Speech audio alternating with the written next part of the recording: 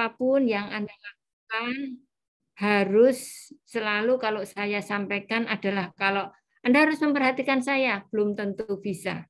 Tetapi kalau saya pesan apapun yang Anda lakukan, ingatlah selalu orang tua Anda, keluarga Anda yang begitu menyayangi Anda, yang ingin Anda sukses. Ya, sehingga Anda tidak kalau supaya apa namanya dosen atau yang lain mungkin ya, mungkin tidak begitu berarti bagi Anda. Tetapi kalau Anda mikirnya adalah setiap kali saya melakukan tindakan, saya harus memperhitungkan untung ruginya, ya. Kalau saya melakukan tindakan mungkin saya rugi, ya. Orang tua Anda yang mengasihi Anda juga akan kecewa, yang akan berharap Anda menjadi bidan yang profesional. Walaupun daring, ya. Jadi kalau daring itu lebih berpotensi. Anda tidak mendengarkan, kemudian tetap habis masuk Zoom, kemudian bisa melakukan aktivitas apapun, silahkan kembalikan kepada hati nurani Anda, ya. Gitu untuk yang pertama kali ini, ya.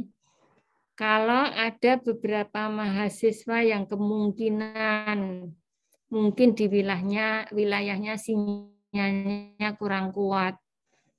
Pada saat awal Anda harus on cam.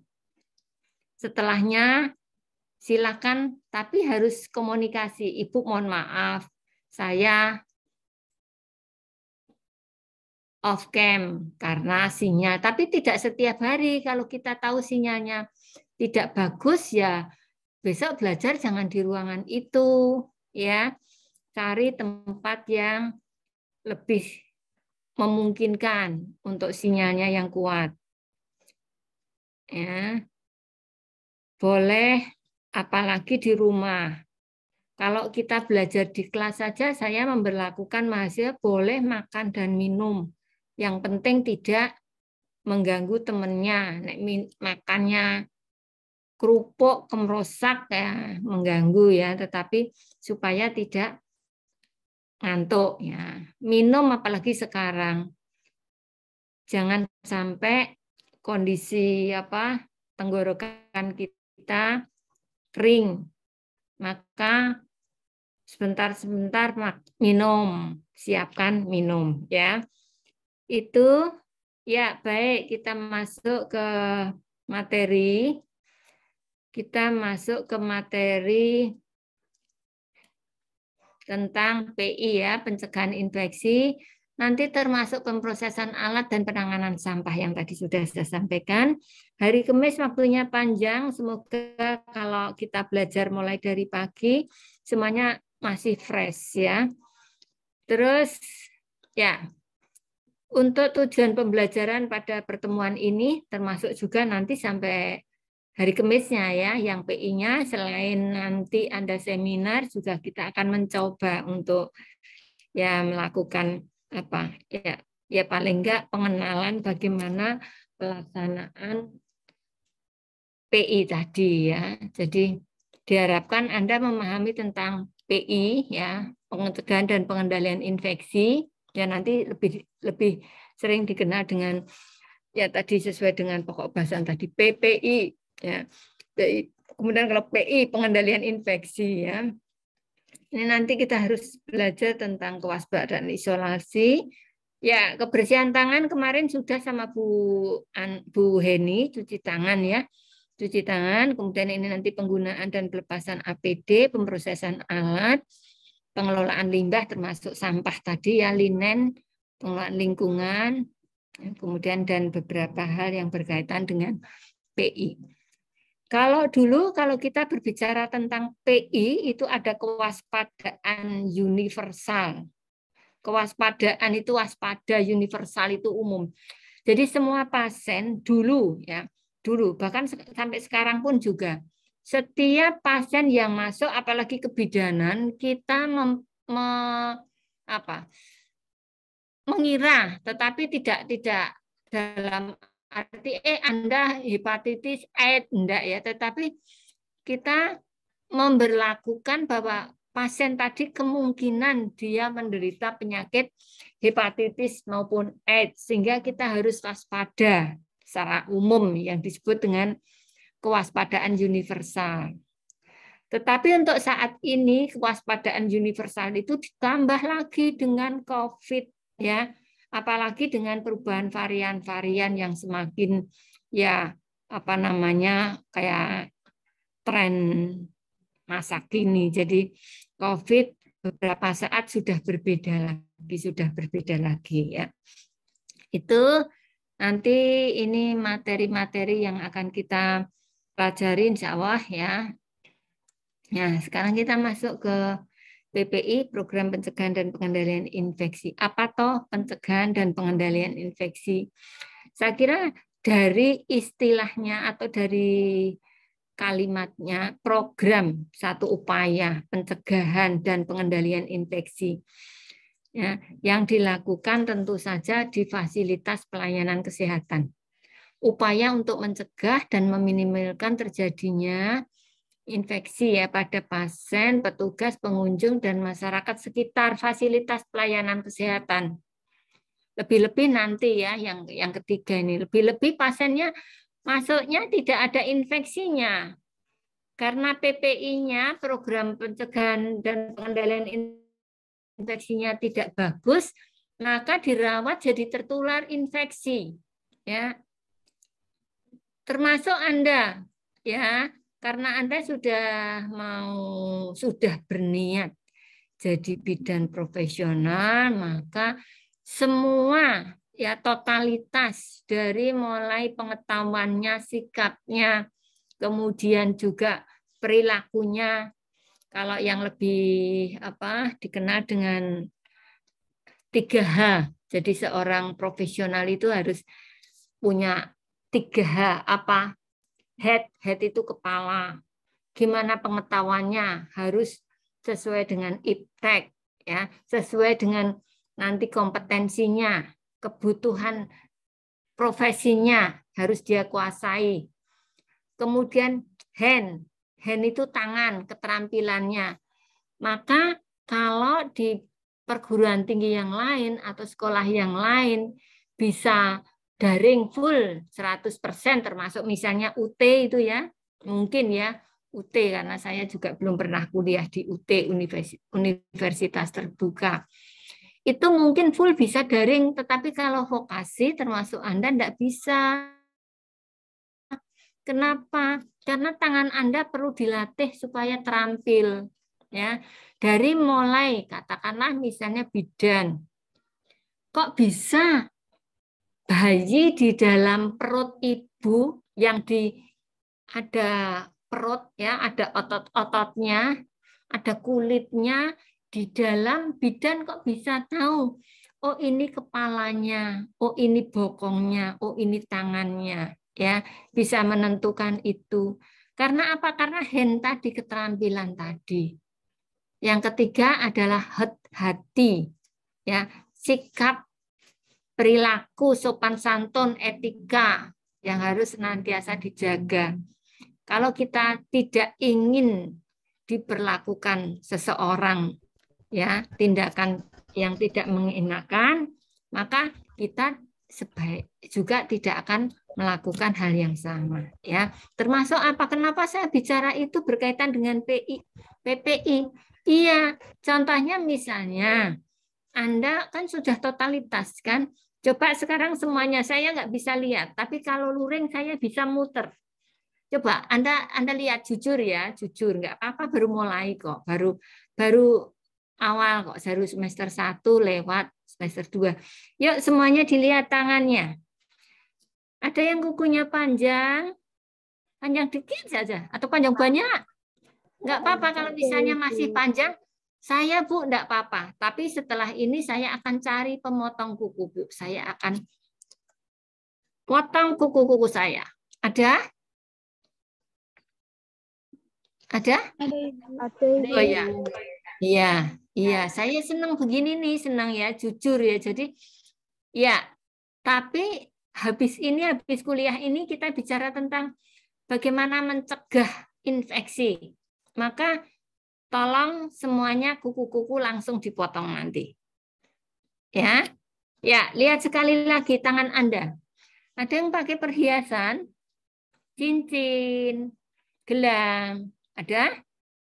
Ada Ibu. Oh ya, Ada Ibu. ya, ada ya. Jadi apalagi besok Anda ke asrama, ya, nggak usah dipakai dikembalikan ke ibu Anda.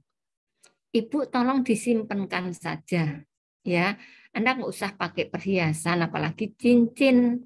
Kenapa? Di dalam cincin-cincin itu kemungkinan nanti bisa ada kuman-kuman yang masuk sehingga bisa menularkan kepada pasien.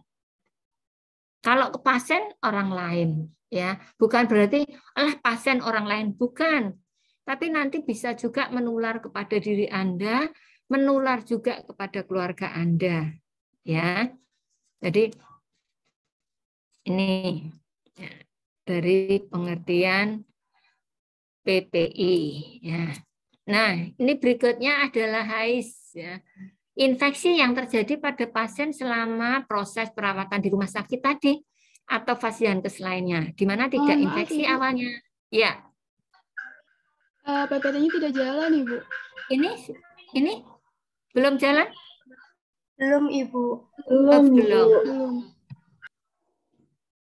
Ada yang pakai laptop? Ada yang pakai HP?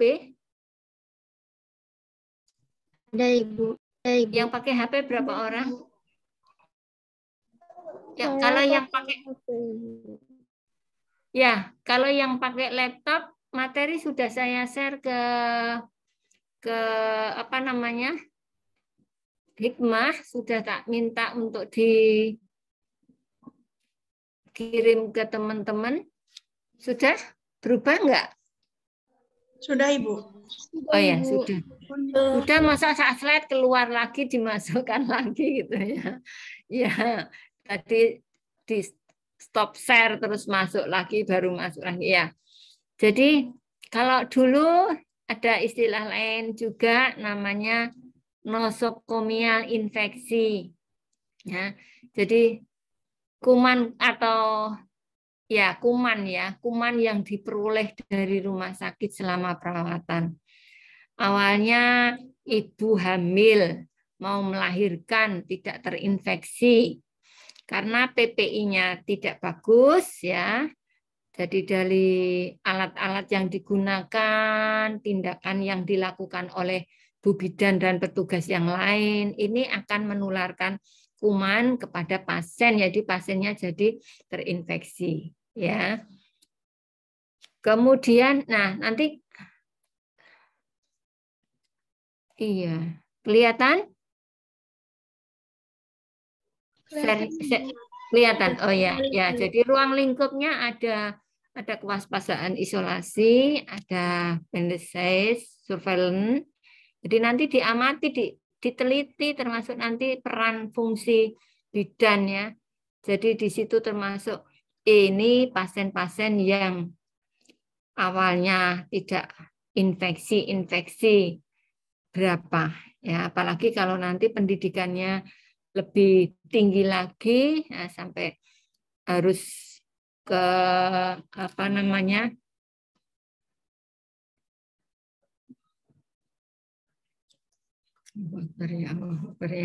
ya, jadi dilakukan penelitian, kemudian pendidikan dan pelatihan berkaitan dengan PI, penggunaan antimikroba yang bijaksana. Jadi tidak semua pasien, katakanlah misalnya habis melahirkan, kemudian di episiotomi atau pemasangan alat kontrasepsi diberikan antibiotik, tidak harus ya. Kalau pelaksanaan tindakannya sudah aseptik, sudah menjaga kesterilan, maka tidak perlu diberikan antibiotik ya. Terus ya, yang kedua adalah kewaspadaan isolasi. Ya, kewaspadaan isolasi itu ada dua hal, yaitu kewaspadaan standar dan kewaspadaan transmisi. Apa itu kewaspadaan standar? Ya, jadi upaya untuk mencegah dan mengendalikan penyebaran infeksi selalu ya. Jadi penyebarannya dilaksanakan secara rutin berkelanjutan, termasuk kemarin Anda sudah belajar bagaimana cuci tangan ya. Itu juga termasuk standar. Kapan cuci tangan? Ya, ada waktu-waktu tertentu yang harus petugas kesehatan wajib untuk melakukan cuci tangan. Ya, termasuk nanti kita akan lihat alat-alat yang digunakan. Ya. Kemudian transmisi itu perpindahan kuman ya. Jadi suatu tindakan pencegahan dan pengendalian infeksi yang dilakukan baik yang belum atau yang sudah terdiagnosa penyakit ya. Maka ada ruang-ruang isolasi.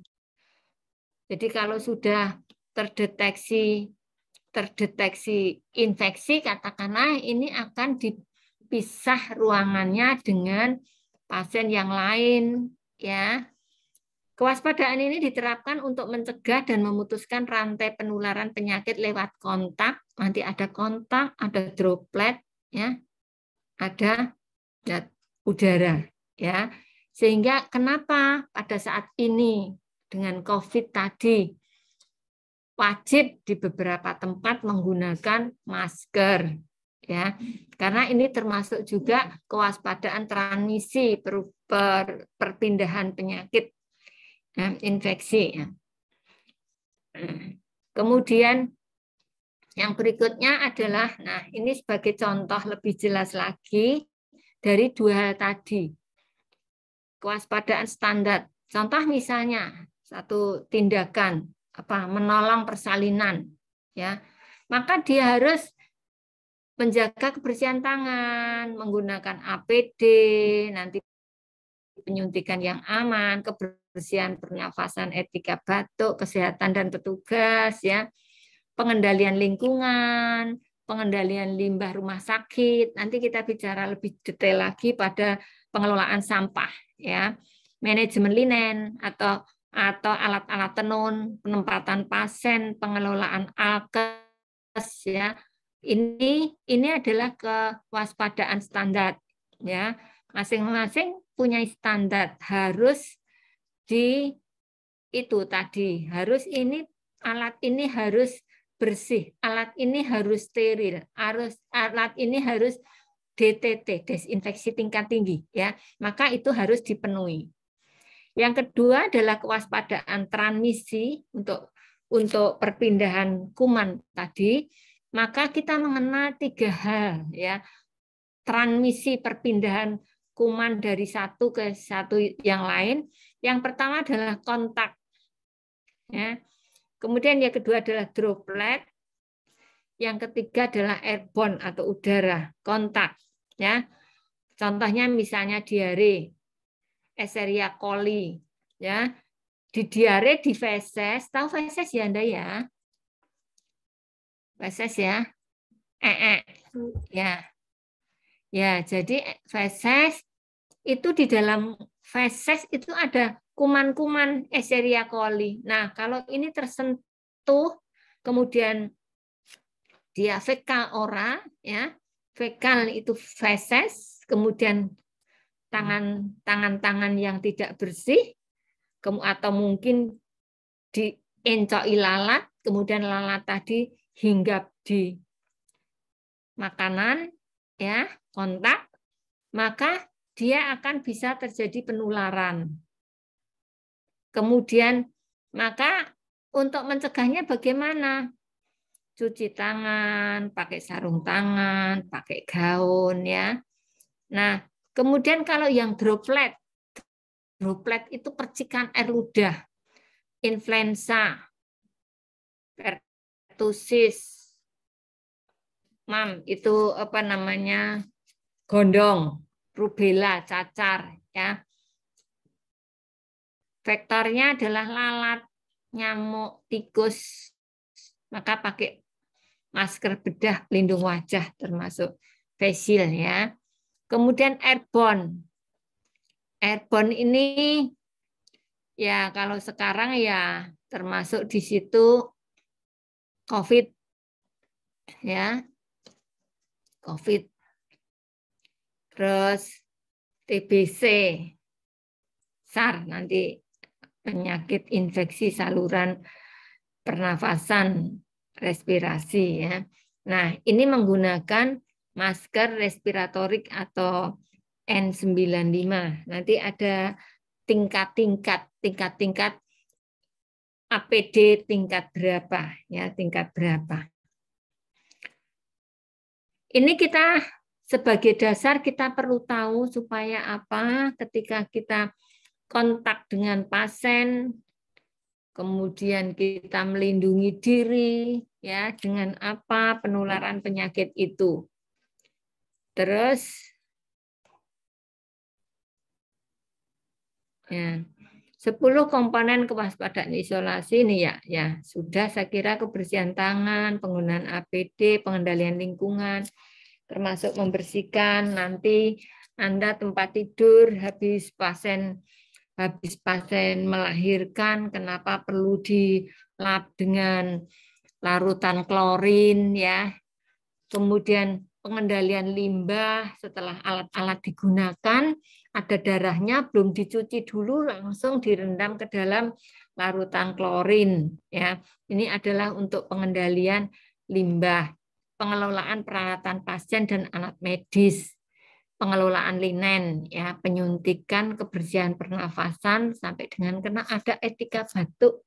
Nah, kalau sekarang lebih banyak beredar ya. Anda bisa klik etika batuk ya di Kemenkes misalnya info kesehatan yang sering pakai Instagram itu silakan Anda juga gunakan yang bijak. Itu ada yang cari yang kira-kira berkaitan dengan dunia kita, apa Kemenkes ya, Depkes, kemudian dinas kesehatan masing-masing ya. Itu ada beberapa edukasi pelajaran tentang kesehatan yang perlu kita ambil ya, penempatan pasien, perlindungan kesehatan petugas. Yang ini saya lewati karena ini sudah dengan Bu Heni kemarin ya. Kemarin 5 waktu kita harus cuci tangan ya. Terus ya ini tidak usah saya kira sudah kan kemarin sudah praktek ya? Halo? Sudah ya. Nah, sekarang kita akan ke penggunaan dan pelepasan pelindung diri. APD, alat pelindung diri.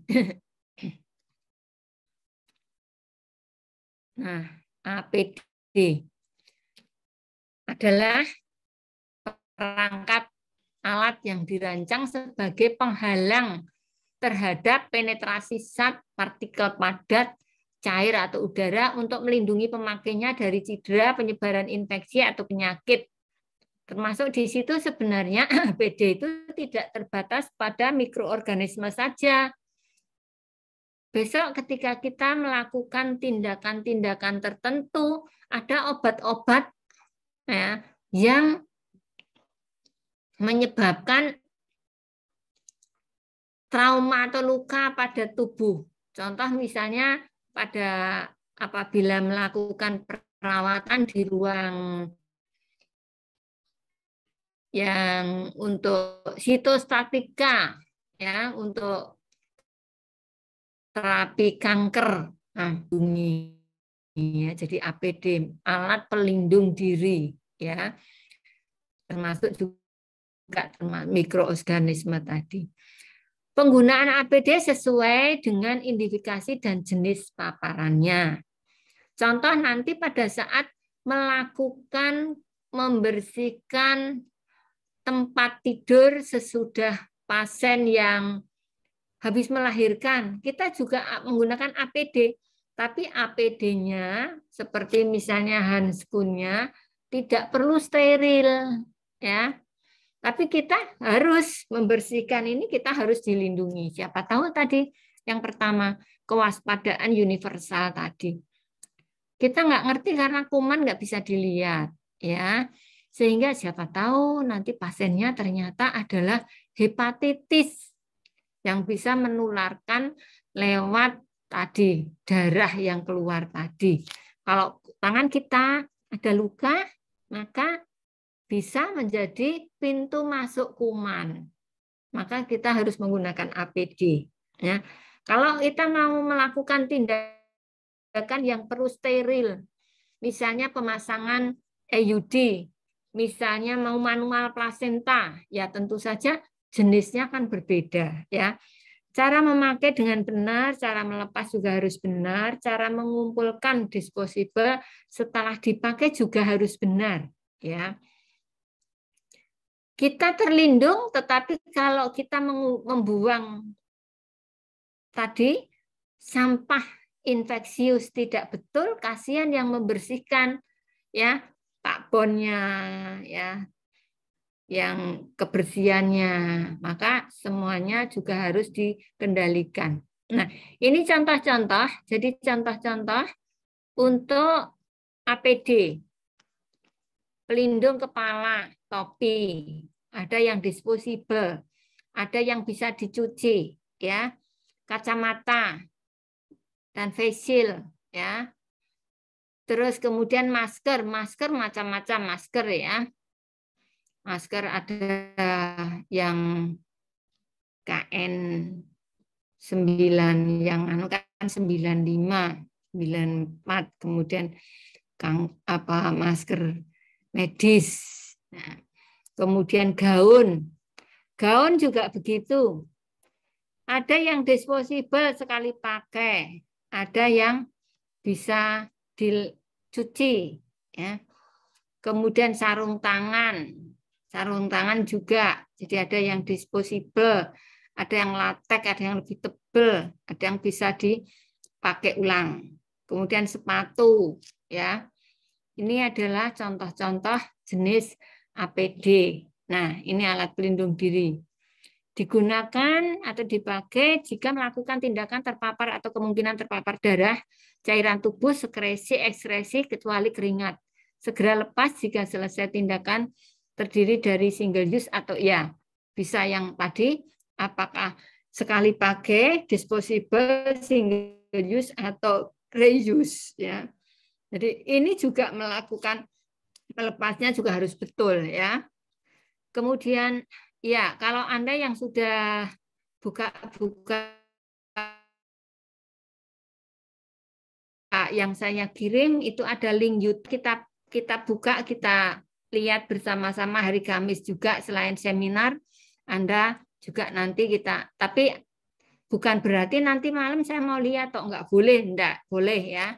Silakan lebih baik. Selalu bersihkan tangan Anda sebelum dan setelah menggunakan APD. APD harus tersedia di mana-mana, ya, di mana dan di saat diperlukan. Dengan ukuran yang tepat, jangan sampai kebesaran, ya. Ukurannya adalah yang sesuai, ya.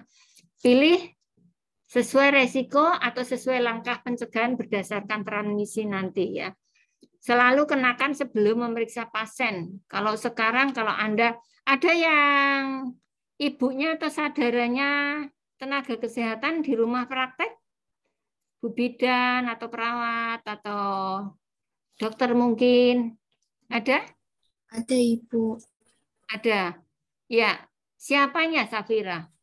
Ibu perawat. Oh, ibu perawat. Praktek ya? Rumahnya mana Safira? Di Jepara. Oh, Jepara. Ya. Kalau sekarang praktek ada dikasih pengaman plastik apa itu yang di ini kan enggak? Gimana ceritanya kalau praktek gimana Safira? Ibu. Di, di, di atas meja ada kayak plastik bening gitu, Bu. Nah, plastik bening ya. Sejak kapan Ya. itu dipasang?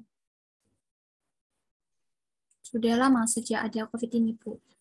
Ya, sudah ada COVID ya. Sebelumnya enggak ya? Ya, itu juga termasuk kewaspadaan ya. Jadi termasuk sekarang mungkin lebih banyak, lebih sering ya untuk cuci tangannya, termasuk kalau misalnya tidak sempat cuci tangan pakai air mengalir, pakai sabun ya pakai apa? Pakai alkohol atau pakai ya untuk ininya ya, untuk apa namanya hand scrub ya. Kemudian selalu lepas segera setelah tugas selesai dan atau meninggalkan area perawatan pasien. Jadi tidak pakai gini kemudian keluar ya. Jangan pernah menggunakan kembali APD yang disposable, misalnya seperti ini. Maka di ruangan COVID ya itu dibatasi petugasnya satu kali banyak, misalnya katakanlah 2 jam atau 3 jam beberapa perawat, kemudian melakukan tindakan-tindakan di ruang isolasi seperlunya. Setelah itu keluar, ganti lagi perawat yang lain, alat-alat atau APD yang disposable ya dibuang. Kita masih ingat beberapa waktu yang lalu itu sampai kehabisan APD ya, barang langka ya. Nah, jadi jangan sampai kalau yang disposable jangan pernah digunakan lagi kecuali yang reuse ya. Kemudian, nah ini adalah tabel penggunaan alat pelindung diri APD. Nah, kita sekarang sudah kalau misalnya penggunaan alat pelindung diri kita nggak usah bilang alat pelindung diri, kita bilang APD gitu saja, semuanya harus paham ya. Poli KIA fasilitas kesehatan tingkat pratama ya maupun ini yang lanjut ya untuk ANC, PNC, periksa ibu hamil, periksa ibu nifas. Yang dipakai apa? Alat pelindung topi ya, kemudian maskernya yang bedah, kemudian ini goggles atau apa kacamata khusus ya. Ini tidak perlu, kemudian face shield, kemudian coverall itu yang gaun secara tertutup tadi tidak perlu, gaun ya, apron tidak perlu, apron ini celemek ya, kemudian sarung tangan ya, sarung tangan kita sekarang dijaga ya, terus semuanya pakai sarung tangan, sepatu tertutup. Kemudian kalau yang rawat inap, IGD, VK, kamar operasi. Nah, ini persalinan non-COVID, yang non-COVID ya.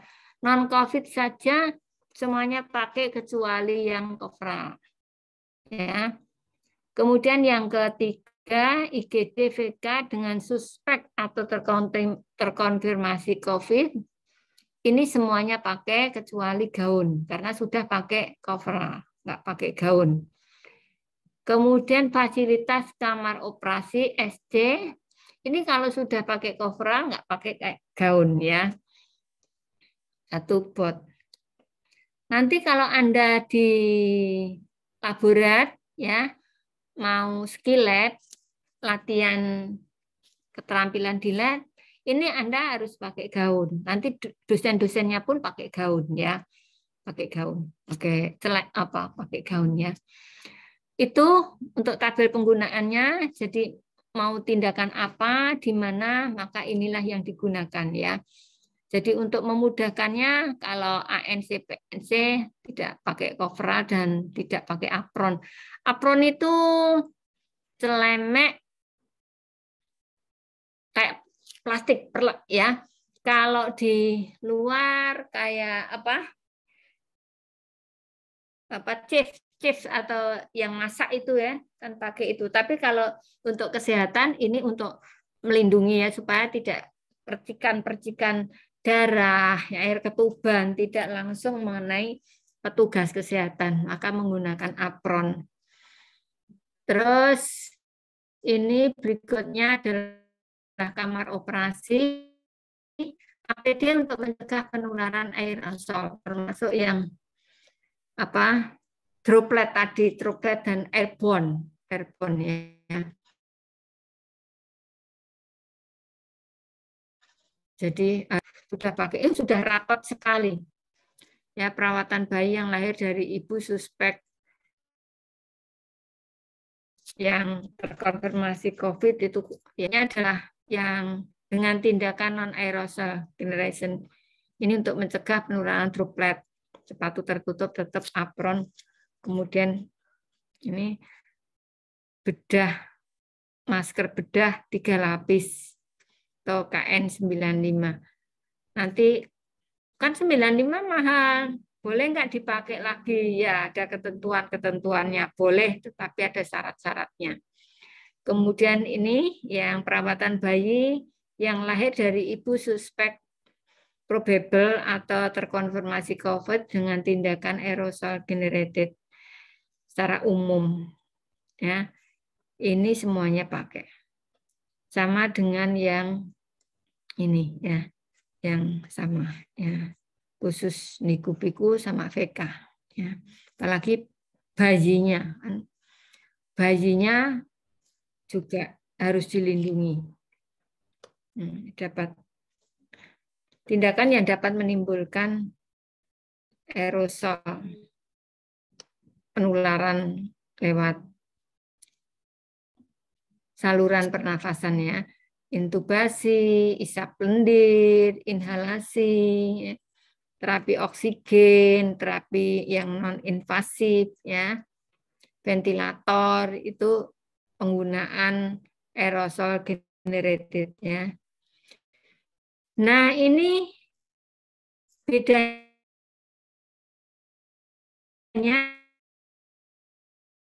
kalau kita memasang dan melepas.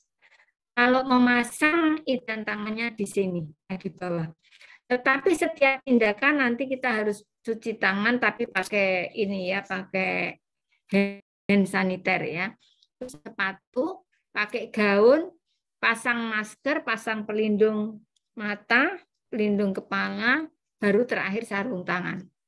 Kalau melepas, sarung tangan dulu setiap kali ini kita melepas. Besok di videonya ada ya. Jadi pada saat melepas ya, kita melepas, jangan sampai tangan kulit kita menyentuh handskun yang di luar, ya, yang tadi kontak dengan pasien. Ya, misalnya ini kan masih pakai dilepas gitu. Kemudian ini tangan kita ini kan sudah ini diletakkan, ini sudah tidak pakai handskun, maka kita dari dalam, jangan sampai tangan kita yang wudhu ini yang tidak terlindung tadi menyentuh bagian-bagian yang tadi terbuka ya, termasuk menyentuh beberapa. Nih kemudian cuci pakai hand sanitizer, buka gaun, cuci lagi hand sanitizer. Lakukan desinfeksi tangan, buka pelindung kepala ya. Buka pelindung mata, lepaskan masker, lakukan kebersihan tangan. Jadi urutannya seperti dibalik ya, hampir seperti dibalik ya. Nah, ini sama ya, jadi sama. Ini hanya sekedar skemanya saja, tetapi uraiannya seperti tadi.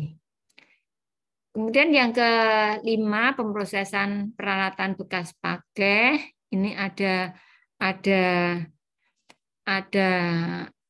cuci bilas, dekontaminasi sampai dengan nanti pengemasan ya. Ada kategori kritikal, semi kritikal, non kritikal. Alat-alat yang digunakan itu dikategorikan menjadi beberapa bagian. Tujuannya apa? Tujuannya supaya alat-alat yang habis dipakai bisa digunakan siap pakai dalam waktu sewaktu-waktu dan tidak akan menularkan penyakit. Nah, ini alat-alat tadi klasifikasi menurut Dr. R. Spalding ya, ada tiga ya. Yang pertama apa? Kritikal. Ini langsung kepada pasien, invasif tindakan, gunting, episiotomi, gunting, tali pusat, nalpuder untuk jahit. Kemarin sudah melakukan clipping, sudah mengclipping alat-alat instrumen? Sudah, Ibu. Ya, bagus ya. Jadi Dan kemudian ini adalah resikonya adalah kritikal atau tinggi, maka dia harus disterilkan. Kalau yang sedang semi kritikal, ini yang kontak dengan membran mukosa yang utuh mudah terkontaminasi dengan mikroba. Apa?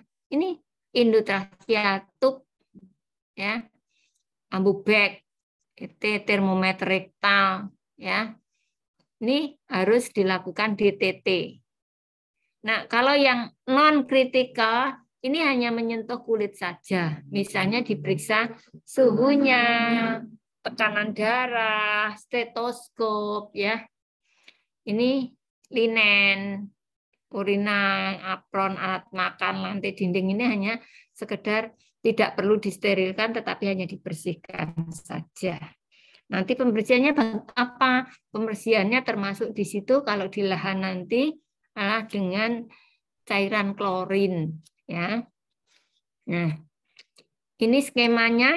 Jadi kalau alat-alat habis dipakai tidak dicuci dulu, tetapi langsung, ya, langsung direndam ke dalam larutan klorin, ya, menggunakan deterjen atau enzimatik. Kalau besok kita akan belajar yang untuk hari Kamis besok, kita akan membuat larutan klorin, ya, direndam ke dalam larutan klorin atau obat yang sudah disediakan oleh pabrik. Jadi tinggal tuang saja sudah direndam. Supaya apa? Supaya kuman-kumannya mati dulu, ya, sebagian besar. Jadi masih ada lendir, masih ada darah langsung, ya. Setelah itu baru dicuci, pembilasan, dikeringkan, ya, ditiriskan, dikeringkan. Setelah itu proses ini tadi sesuai dengan yang tadi. Jenis-jenis dari resiko tadi. Misalnya sterilisasi, ini alat-alat yang langsung bedah, ya. Yang misalnya untuk pemasangan AKDR, nah, ya. Kemudian misalnya untuk jahit luka, itu steril. Kemudian kalau yang untuk DTT ini yang lebih rendah, ya, ininya lebih dibandingkan dengan ini. Misalnya apa, pasang, ya, nanti di mata kuliah ini perlu memberikan makan lewat tub, lewat selang, apakah lewat hidung atau mulut tergantung kondisi pasiennya, ya. Endotracheal tube, NGT itu yang untuk makanan, alat endoskopi, alat laryngoskop, ya, spekulum vagina, dan alat pernafasan buatan. DTT, desinfeksi tingkat tinggi. Kemudian yang berikutnya adalah yang ini, ya. Cukup dengan dibersihkan alat-alat itu dengan desinfeksi tingkat rendah saja di lab. Nah, ini tahapannya, ya. Besok kita akan coba ini, ya, belajar, ya, karena kan Anda di rumah masing-masing nanti mencoba dengan peralatan yang ada di rumah masing-masing, ya, termasuk proses pengemasan. Nah, ini 3 prinsip pengemasannya, ya, pakai plastik atau dibungkus pakai dup, ya. Nah, kalau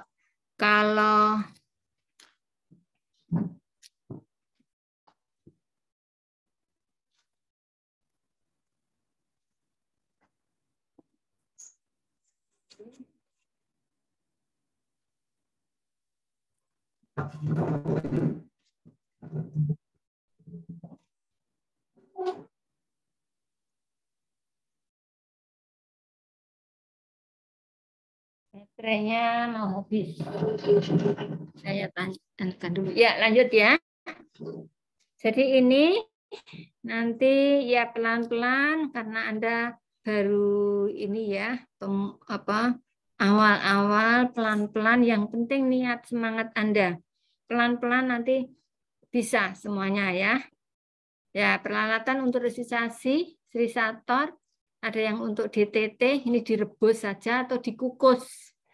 Bisa. Kalau ini sterilisator, mahal, ya. Rumah sakit tertentu. Ya, ini di laborat ada, tetapi sudah masih bisa dioperasionalkan atau tidak ya. Tapi ya, kemudian untuk dikukus anji ya, dandang. Ini prosedurnya. Kemudian atau menggunakan kimia ya. Kemudian ini pencucian ya, ini besok ini apa, kalau kalimat kan dibaca tapi besok langsung kita coba bagaimana pelaksanaan prakteknya.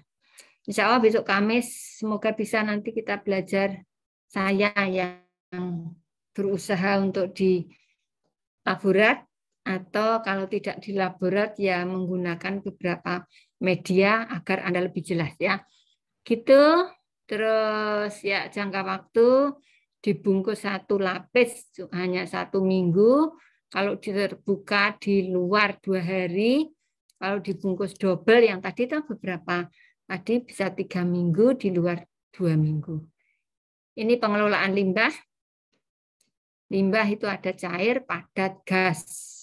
Kalau dibandingkan berdasarkan jenisnya ada infeksius, non-infeksius, dan bahan berbahaya dan beracun ya. Termasuk bahan berbahaya dan beracun itu ya obat-obat yang itu yang misalnya untuk sitostatika ya. Berdasarkan sumbernya bisa dari limbah medis, limbah industri, dan limbah domestik atau rumah tangga. Ini kalau di vaskes ya, di vaskes infeksius, semua limbah yang terkontaminasi cairan tubuh. Apa? Darah, air ketuban, ingus, dahak, sputum ya. Maka ini harus dikelola sebagai limbah cair tadi, instalasi pengolahan air limbah ya. Ini bisa limbah padat itu di mana? Di insinerator. Itu kayak dibakar gitu. Nanti Anda boleh searching gambar insinerator ya. Jadi nanti kayak tong gitu, dibakar ya. Jadi dihancurkan, bukan dibakar, tapi dihancurkan ya. Limbah padat di insinerator. Tapi kalau yang cair itu di IPAL ya. Kalau rumah sakit, tempat fasilitas kesehatan harus punya IPAL, instalasi pengelolaan air limbah itu harus ada. Tidak boleh dibuang di sungai ya. Karena kalau dibuang di sungai nanti kasihan warga yang kena dampaknya ya. Yang pertama limbah infeksius, yang kedua adalah non-infeksius. Ini semua limbah yang tidak terkontaminasi darah atau cairan tubuh, contohnya kertas, kotak botol, wadah plastik, sisa makanan, sisa pembungkus obat, sampah kebun, dan lain-lain. Ini bisa didaur ulang di TPA.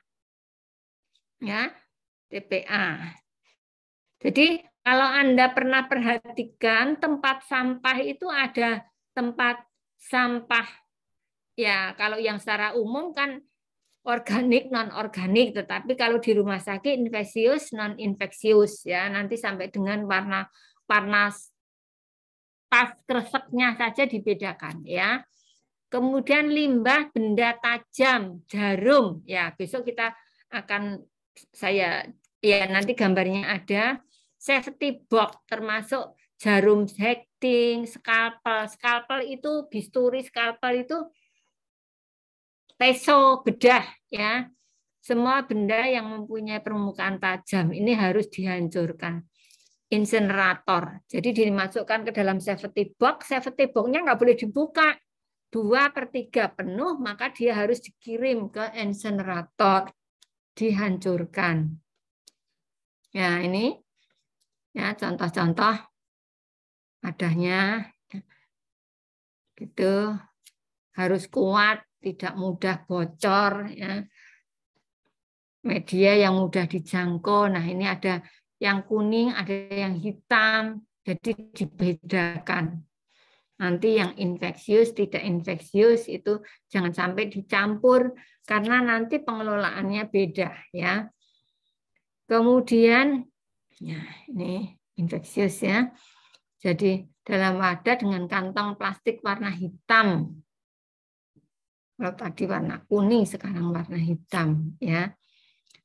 Kemudian, ya, berikutnya, nah, ini tidak boleh kalau kita besok, termasuk besok Anda belajar cara nyuntik. Nanti masuk ke laborat, ya. Jadi jangan sampai kita nutup jarum pakai 2 tangan. Salah. Yang betul langsung dimasukkan ke safety box. Kalau mau buka gimana? Membuka one hand. Satu hand tangan. Jadi kita bukanya pakai 1 tangan. Ya. Itu. Kemudian masukkan ke safety box. Kalau sudah 2/3 ya harus dikirim. Biasanya ada pihak ketiga yang khusus menangani tentang sampah tadi, ya, limbah tadi. Kalau rumah sakit besar ya punya sendiri, tapi kalau rumah sakit kecil, puskesmas, kemudian tempat praktek swasta itu biasanya menggunakan pihak ketiga, ya. Nah, boleh nggak insinerator pembakaran dibakar di TPA, ya. Ya, jadi nanti ada beberapa tempat yang boleh, tetapi ini akan menimbulkan polusi juga. Ya, gitu. Ini dibawa ke insinerator lainnya. Terus limbah dikubur. Nah, kalau dikubur ada syarat-syaratnya. Nah, jadi jaraknya paling rendah 20 meter dari sumur. Karena nanti dikubur kalau dekat dengan sumur, resapannya masuk ke dalam sumur. Nanti akan mencemari air sumur, ya. 20 meter. Kedalaman paling rendah 1,8. Ya memang ribet ya, tetapi itu adalah sebuah pilihan. Mau menggunakan apa, ya. Kemudian ini penata laksanaan linen, ya. Alat tenun, linen itu alat tenun, ya. Alat tenun yang kotor terkontaminasi.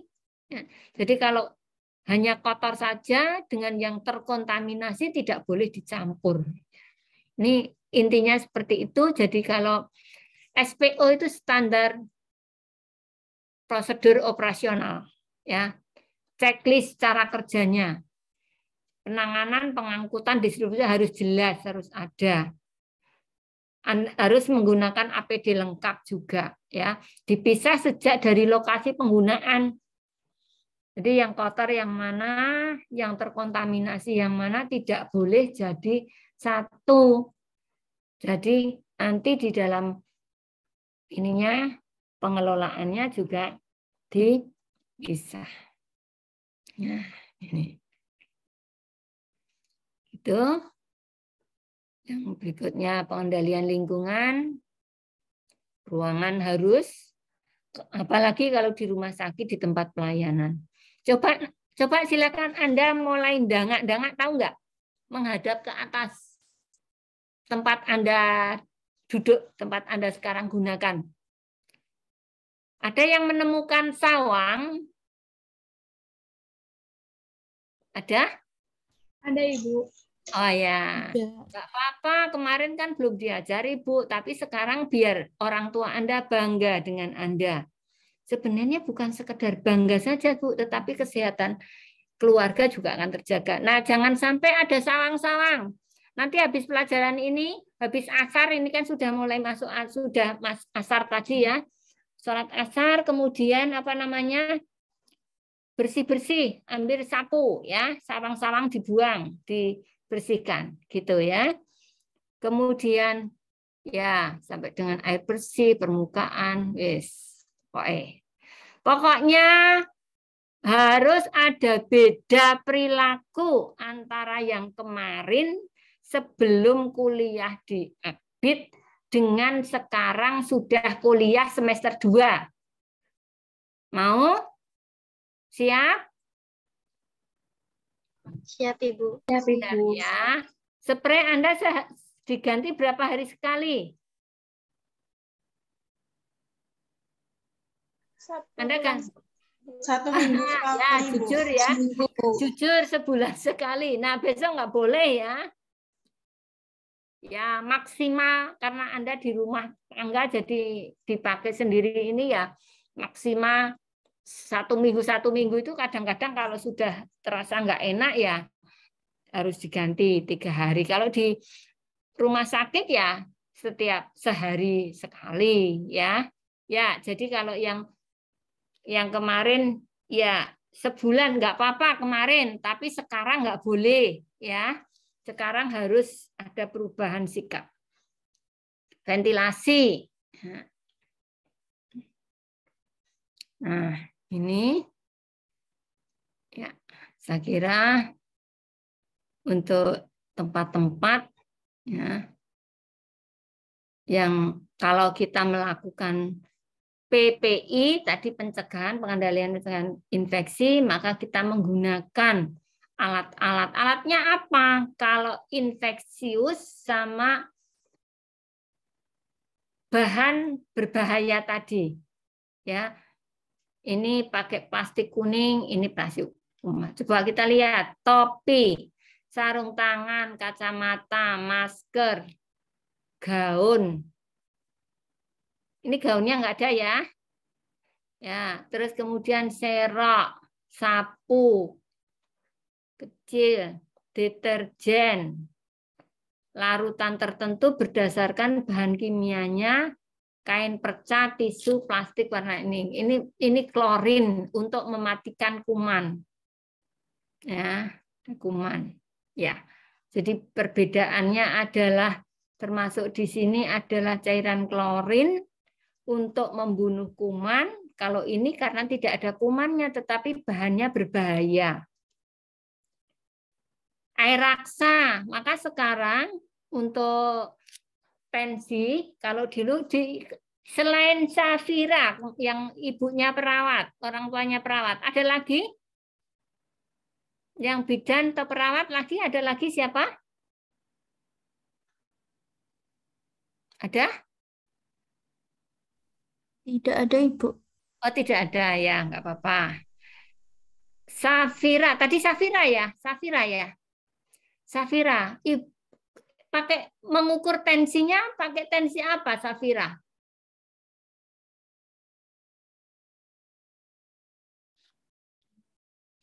Oh, udah enggak ada ya, udah enggak ada. Yes. Pakai itu, Bu. Apa? Pakai air raksa bukan? Pakai air raksa tidak? Yang Tidak ya. Yang manual berdiri gitu ditutup itu besar atau hanya jarum atau hanya apa namanya? Ya. Yang ditutup itu, Bu. Ditutup ini ya. Gini Ya. itu ya. Ya. Ya, itu ada air raksanya. Nah, air raksanya itu juga termasuk bahan berbahaya ya. Jadi nanti bisa kalau emas sebenarnya bisa meleleh ya. Terus ini untuk pembersihan tumpahan cairan infeksius. Kemudian ya larutan klorin. Nanti besok kita buat larutan klorin. Nah, ini juga penyuntikan. Besok kita akan belajar pada saat pertemuan yang obat-obatan ya. Obat-obatan. Nah, ini yang betul adalah langsung masuk ke safety box. Yang ini salah ya. Takut-takut nanti dia melukai ya. Kalau melukai ya, itu kalau pasien yang disuntik tadi hepatitis AIDS, maka dia bisa terkena. Maka yang betul adalah langsung masuk ke safety box. Batuk ya. Nih etika batuk. Maka ada istilah maskermu melindungiku, maskerku melindungimu.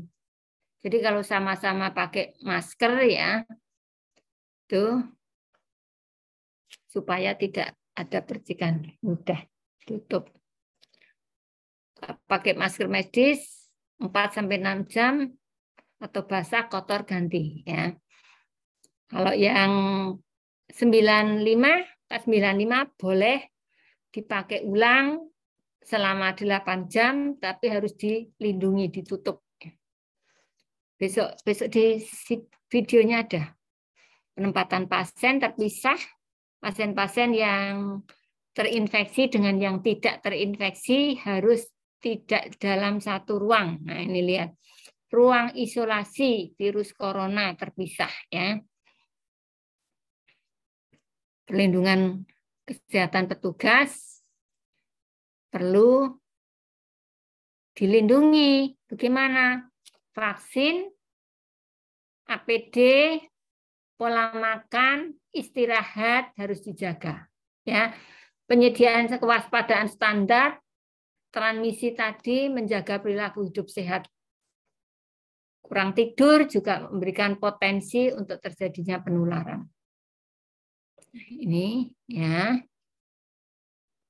Pengaturan alur pelayanan, triase, screening. Ini ya. Ya, saya kira itu. Kemudian pakai ini nanti tolong dilihat dulu ya, dipelajari, dibaca, disaksikan dulu. Besok hari Kamis Anda kelompok berapa yang presentasi? Kelompok 2? 4 dan 5, Ibu.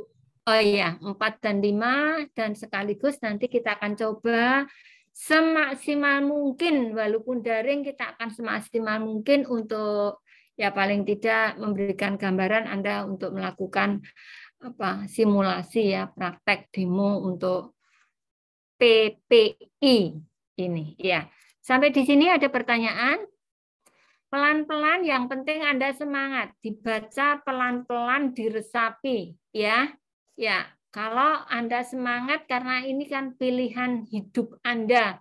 Enggak, Bu, yang nyuruh orang tua, enggak ada orang tua yang menjerumuskan anaknya ya. Jadi pasti semuanya menginginkan yang terbaik untuk putra-putrinya ya. Jadi silakan Anda ya, walaupun sekali lagi resikonya daring itu kalau tidak semangat belajar betul nanti dapatnya nggak banyak ya. Tapi saya yakin Anda semuanya anak-anak yang hebat, anak-anak yang semangat untuk belajar, sehingga insya Allah walaupun daring, kata Mas Nadiem, dengan revolusi industri 4.0 ya, apalagi generasi milenium ini, generasi remaja saat ini akan lebih canggih dengan IT. Ya, saya kira itu. Ada pertanyaan? Kita ketemu nanti hari Kamis, insya Allah kan pagi kan, mulai jam pagi ya. Semoga nggak ada kendala lain. Semoga pagi fresh, baik-baik semuanya. Cukup? Cukup ya. Selamat beristirahat karena dari pagi ya. Ya, terima kasih untuk perhatiannya. Tetap semangat, bahagia selalu, bersyukur selalu ya. Saya akhiri. Wassalamualaikum warahmatullahi wabarakatuh. Waalaikumsalam warahmatullahi wabarakatuh. Terima kasih, Ibu. Sama, jangan lupa absen di healthy ya. Baik, Ibu. Ya, Ibu. Nah, terima kasih.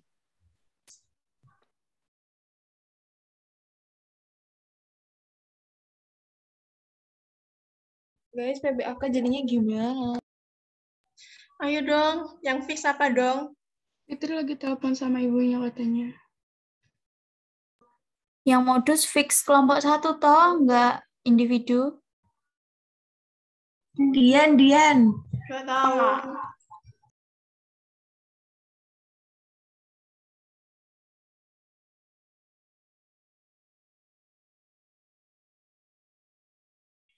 Ya ampun, Dian. Apa sih, Mep?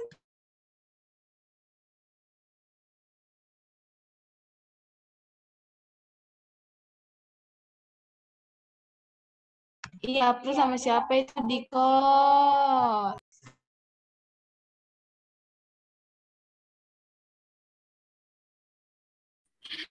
Ayo, April ngapain ayo?